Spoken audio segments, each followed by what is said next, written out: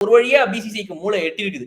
அது உங்கள நம்பி கிரிக்கெட் பார்க்கக்கூடிய வீரர்கள்ல பல பேர் இதுல பல ஆயிரம் பணத்த போட்டு ஏமாந்து தோத்து போயி, அது ஏமாந்துன்னு சொல்ல முடியாதுன்றாங்க இவங்க. ஏன் அப்டின்னா, சார் உங்களுக்கு தெரியும் நீங்க நம்பிக்கையா விளையாடலாம்னு நெனச்சு விளையாடுறீங்க சார்.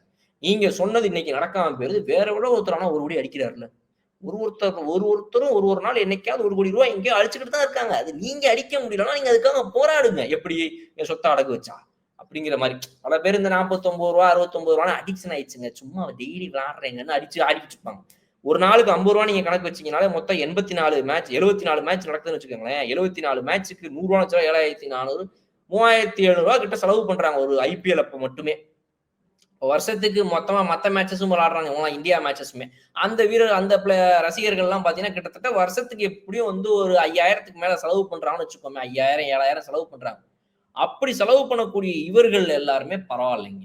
ஏதோ தப்பிச்சுருவாங்கன்னு வச்சுக்கோங்களேன். பட் ஆனா, மேட்ச்சுக்கு மேட்ச் ரூ. 1000 போட்டு பார்ப்போம். ஒரு ஐபிஎல் முழுக்க 1,00,000, 10,00,000, 20,00,000 பணத்த இறக்கி வேஸ்ட் பண்றாங்க பாரு. அந்த பைத்தியக்காரங்களுக்குலாம் நல்ல ஒரு விடிவு காலம் வந்துச்சு. இனிமேலாவது அவங்க குடும்பம் உருப்படும் அப்படின்னு நினைக்கிறேன். பட் இத தாண்டி பல வாய்ப்புகள் இருக்கு. ஏங்க இவங்க இத பேன் பண்ணிட்டா கிரிக்கெட் மூலமா பெட்டிங் ஆப் மூலமா தான் நாங்க ஏமாந்து போணுமா? அது மூலமா தான் எங்க வாழ்க்கை குடும்பம் கெட்டு போணுமா? வேற ஆப் எதுனா ஒண்ணு இருக்கும். அதுல போய் விளையாடுவோம். போங்க சார்ன்றாய்ங்க. இவங்கள எப்படி திருத்த முடியும் நம்ம?